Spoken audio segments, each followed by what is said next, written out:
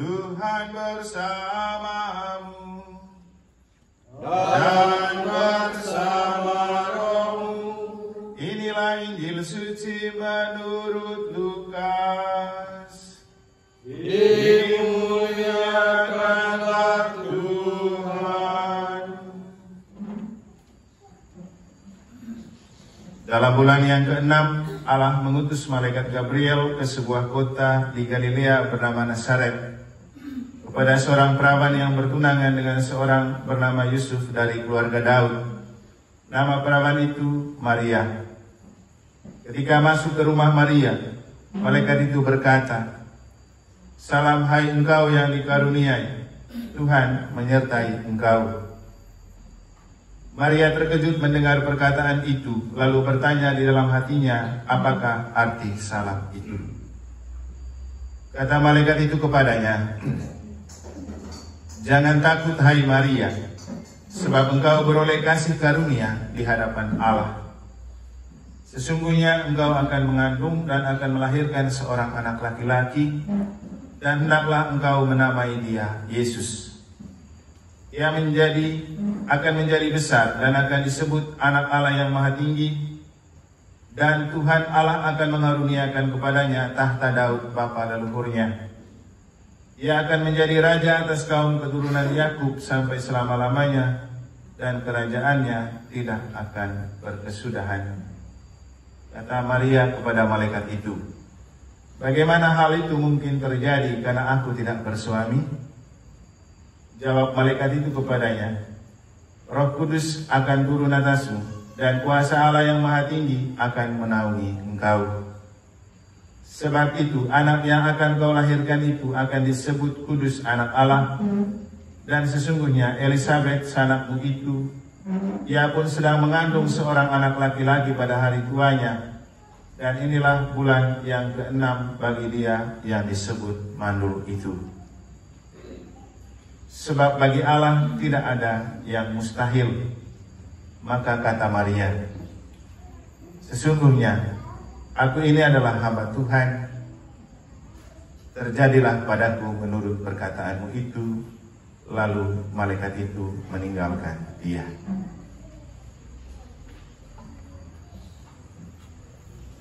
Demikianlah sabda Tuhan. Terpujilah Kristus.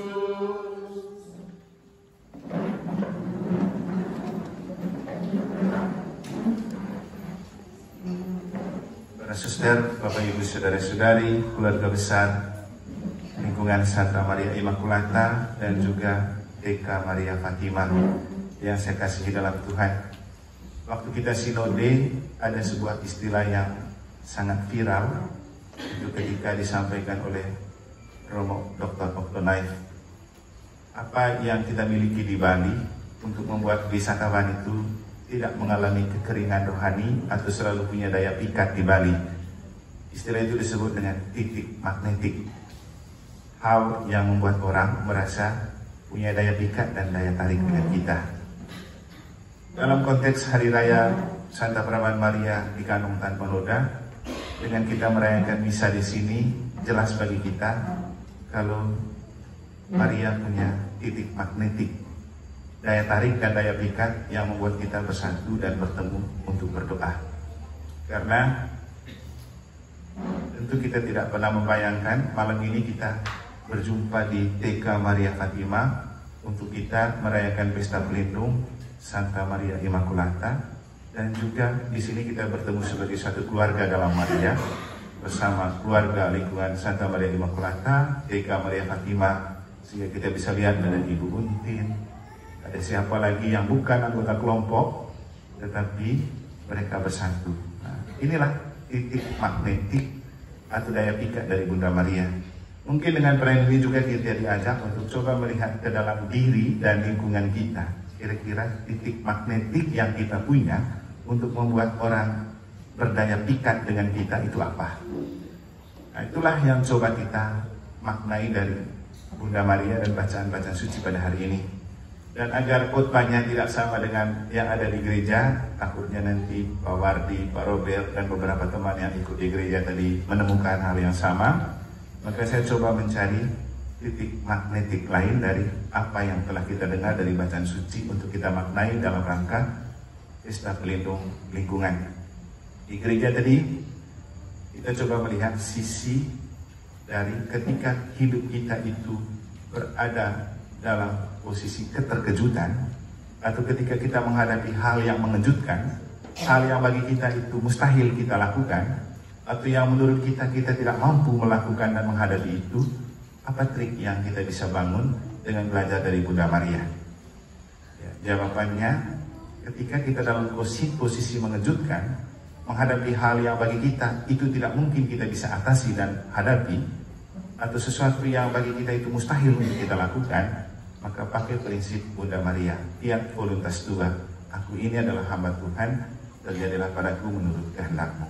Kalau itu prinsip yang kita pakai, seberat apapun kenyataan hidup yang mau menghadap atau juga diberikan tanggung jawab yang besar kepada kita, pasti kita tidak takut untuk menghadapi, karena kita adalah hamba Tuhan, nanti Tuhan yang beri kekuatan.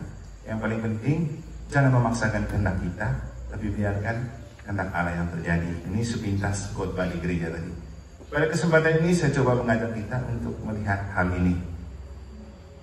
Apa yang membuat sebuah kenyataan itu yang sebenarnya bukan masalah menjadi masalah, dan apa yang membuat sebuah kenyataan yang bagi kita itu masalah bisa menjadi rahmat. Inilah yang coba kita maknai dari bacaan pertama dan Injil. Pertama, kita menemukan sebuah kenyataan.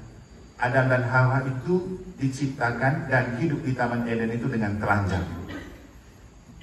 Itu bukan menjadi masalah untuk mereka, dan juga tidak menjadi masalah untuk Tuhan. Itu kenyataan yang normal dan biasa. Tapi itu kemudian mereka lihat menjadi masalah karena apa? Mereka ingkari janji dan tidak taat kepada Tuhan. Dalam bacaan pertama kita mendengarkan bahwa ketika mereka lebih taat kepada iblis yang muncul dalam ular yang menggoda mereka untuk makan buah yang dilarang oleh Tuhan, waktu itulah mereka menemukan diri telanjang, dan mereka malu ketemu dengan Tuhan karena mereka merasa telanjang. Ketika Tuhan bilang, kamu mau sembunyi kemana? Mereka bilang, kami takut ketemu dengan Tuhan karena kami telanjang. Terus Tuhan bilang apa? Emang siapa yang bilang kamu telanjang? Berarti bagi Tuhan ini tidak masalah. Mereka telanjang itu tidak masalah, orang Tuhan yang buat juga, jadi Tuhan tahu semua kan. Dia tutup juga, Tuhan tidak tahu isinya apa kan. Kan Tuhan yang ciptakan. Dan bagi mereka kenyataannya sama.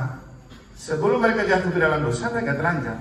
Setelah mereka jatuh ke dalam dosa, sama mereka telanjang. Tapi bedanya, ketika belum jatuh ke dalam dosa, telanjang itu bukan sebuah hal yang memalukan, bukan masalah. Tapi ketika mereka jatuh ke dalam dosa, itu menjadi sebuah masalah. Nah, Bapak Ibu, hidup kita juga seperti itu. Pernikahan itu tidak masalah, itu mulia. Tapi jadi masalah ketika orang sudah tidak setia pada janji dan tidak taat satu sama lain. Kan gitu. Hidup menggereja, di keluarga, di KBG, di lingkungan, di paroki juga sebenarnya semua baik-baik. Tapi jadi masalah ketika kita sudah tidak setia pada janji baptis, janji perkawinan, pembaharuan janji malam Paskah, kan sudah tidak taat.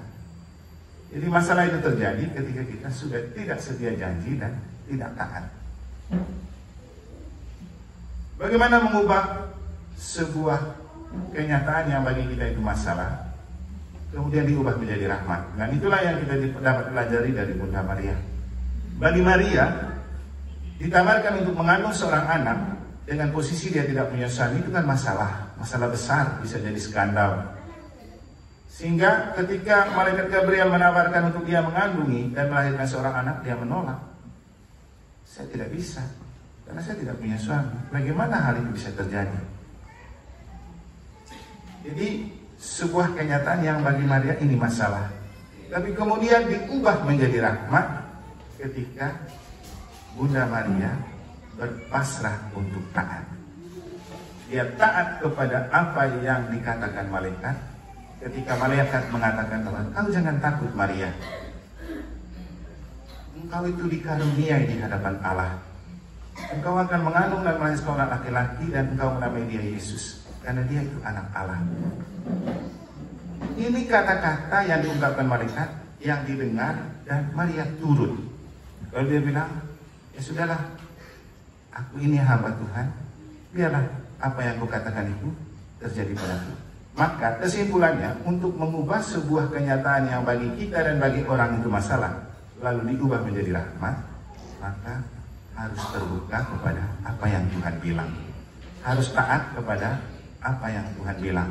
Harus menempatkan diri sebagai hamba Tuhan, lalu membiarkan Tuhan menjadikan apa yang Tuhan mau. Bapak Ibu, kita menghadapi banyak kenyataan yang bagi kita itu masalah, tapi Tuhan akan mengubah itu menjadi rahmat kalau kita punya prinsip hidup. Aku ini adalah hamba Tuhan, terjadilah padaku menurut perkataanmu. Semoga Tuhan memberkati.